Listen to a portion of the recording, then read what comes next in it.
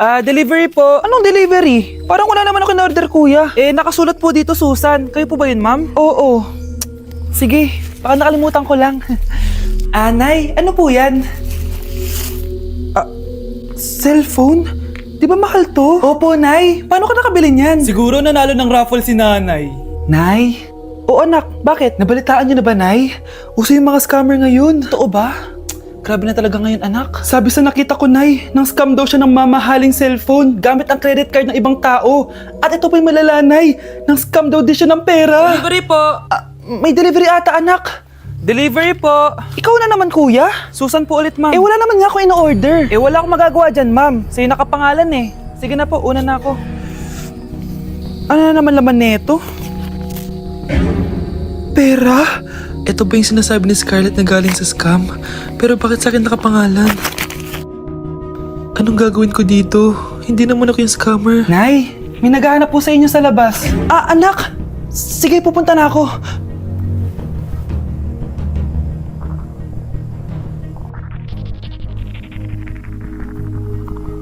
Hello po. Ano pong kailangan nila? Kayo po ba si Susan, ma'am? May natanggap po kasi akong report na kayo daw po nangi-scam. Scammer? Hindi ako scammer, Ma'am, sa'yo nakapangalan ng mga parcel. Kaya sumama ka na sa amin.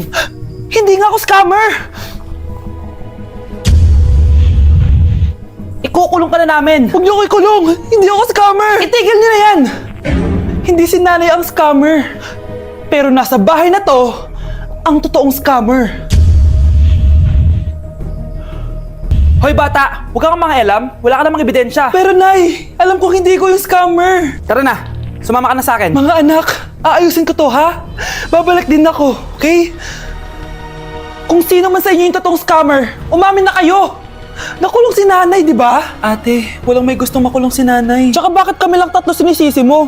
Baka ikaw talaga yung totoong scammer. Imbes na magsisihan tayo, Magtulungan na lang tayo para kay nanay. Malalaman ko rin ng totoo. delivery po. Gabi na, may nagde-deliver pa? Kuya, kaninong parcel yan? Kay Susan po ulit. Ha?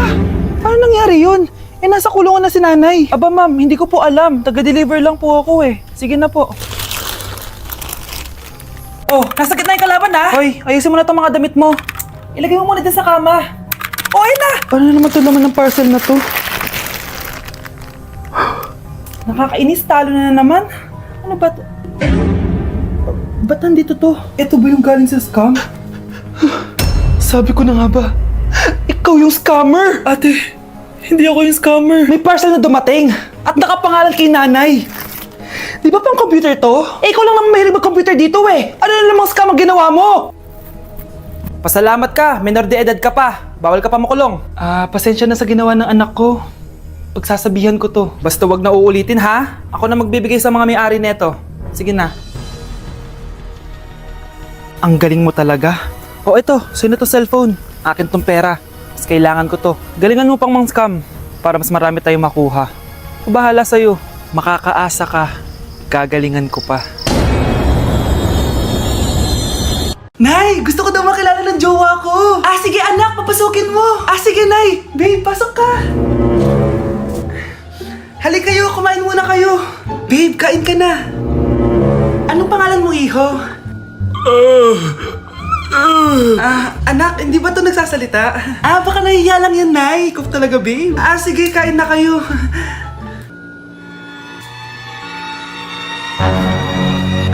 Si Ay lang ako, sige, anak. Anak, matagal ka pa ba?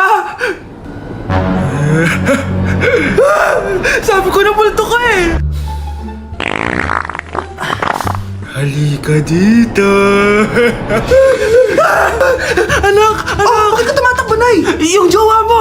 Multo siya! Pinagkasabi mo dyan, Nay! Anak! Tingin ka sa likod! Ay, Mare! Nay! Umalis na tayo dito! Tara na, anak! A few moments later. Ang galing natin, Nay! Naloko natin sila! May bago na tayong bahay, anak! Nay! Sino yun? Totoong multo na yun, anak! Umalis na tayo dito! Bakit absent ka kahapon, Scarlett? Ma'am, nagkasakit po kasi ako. Nagkasakit? tinatamad lang yan, ma'am. Papansin talaga tong si Samantha. Nasaan yung ebidensya mo na nagkasakit ka? Meron po akong excuse letter, ma'am. Ay, excuse letter lang? Nasaan yung medical certificate mo? Medical certificate, ma'am? Hindi naman po pumunta ng doktor. Oh, paano ko malalaman na totoong nagkasakit ka? Ah, ito po, ma'am, yung chat namin ng nanay ko. Ito po, ma'am, picture po ng thermometer na ginamit ko. Sus, kinuha mo lang yun sa internet eh. Papansin ka? Kulang sa pansin eh. Ay, hindi ko tatanggapin yan, be. Hindi kita i-excuse. Dapat medical certificate yung ibigay mo sa akin. Aba, ma'am, kailangan ka pang nagkakasakit, may medical certificate agad? Paano kung masakit lang yung katawan? Paano kung masakit lang yung puson? Kailangan mo agad ng doktor? Hindi kami mayaman, ma'am. Palimus po. Sino ba tumahingay na to? Patawad. Malis ka na. Sige na po. Wala na po ako makain eh. Say, baka na naman malimos. Wag dito. Malis ka na. Oh, ito, pambili ng pagkain. Sorry, ito lang yung meron ako eh. Salamat po. Ah, ba't may camera? At dahil mabait ka, meron kang 1,000 pesos! Thank you po! Ba't ang ingay doon? Ano yun? Kailangan lang mo daw ang mga kagaya mo. Mabait at may puso. Hoy, hoy! Ano yan? Ah, live vlogger po ata sila. Ayan guys, yung mataray na babae kanina. Anong sabi mo? Umalis na nga kayo dito? Layas! Nay!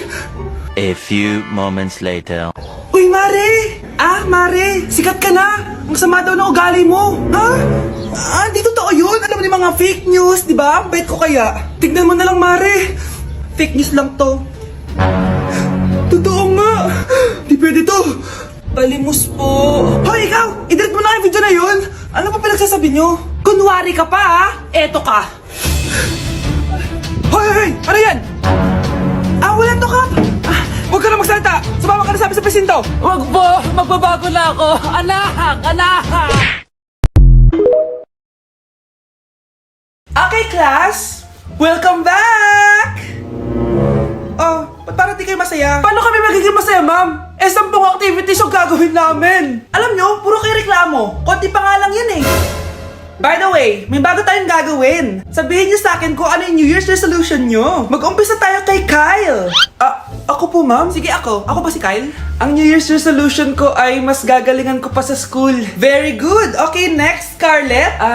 Ang New Year's resolution ko ay ang wag ka jowa. Last year ko pa wini-wish kaso hanggang ngayon wala pa rin akong jowa. Lu, paano ka magkakajowa? Eh, lahat na lumalapit na lalaki sa'yo, nire-reject mo. Kala mo ang ganda-ganda niya. Eh, kung ikaw magiging jowa ko, wag na lang! Mamatay na lang ako! Oh, tama na yan! Samantha, ikaw na! Ang New Year's resolution ko ay... wala! Dahil sobrang perfect ko, no? Feeling naman neto. Ako kaya yung pinakamabait at pinakamaganda dito, no? Ang pinakamasamang ugali. Anong sabi mo? Totoo naman eh! Dapat ang New Year's resolution mo, ang maligo ka! Puro ka make-up! Ang asim-asim mo naman! Ganon? Ang New Year's resolution mo dapat ay ang mag-toothbrush ka. Dahil ang baho ng hininga mo, lahat ng crush mo, nata-turn off sa'yo. Kumpara naman sa'yo, be. Itsurang pa lang, nata-turn off na sila. Walang hiya ka? Manda ka sa akin pagkatapos nito. Ang New Year's resolution ko ay ang ibagsak kayong dalawa. Malapit na mag-2024. Tutuparin ko na talaga yung mga goals ko na magpapasexy na ako tapos mag-aaral na ako ng maayos para maging proud naman sila mama. Ayun na, malapit na. 3, 2, 1. Happy New Year! Eto na yun. New Year, new me. Mag-workout na ako. Paano ba yun? Okay, tapos na. Grabe ang intense ng workout ko. Deserve ko to. It's mukbang time. Okay, second day na. Mag-aaral na talaga ako na maayos. Hindi ko kaya. Bawi na lang ako sa 2025. Mga anak, ano natanggap ng regalo ngayong Pasko? Binigyan ako ng earphones, Nay! Bakit ganito yung binigay sa akin? Binigyan lang naman ako ng bagong iPhone! Ang daya naman! Bakit? Kasalanan ko bang mas mayaman yung ninang ko kesa sa inyo? May iPhone ka nga, Android naman yung lumilitaw! Che! Eh ikaw, Nay, anong natanggap mo? Sama ng loob. O ano? Huwag niyo na yung tanong kung ano natanggap ko. Halata naman, di ba? Ang babait ninyo. Thank you. Ito, 100. Ang galing niyo. Mukhang malaki bigayan dun ah. Salamat po!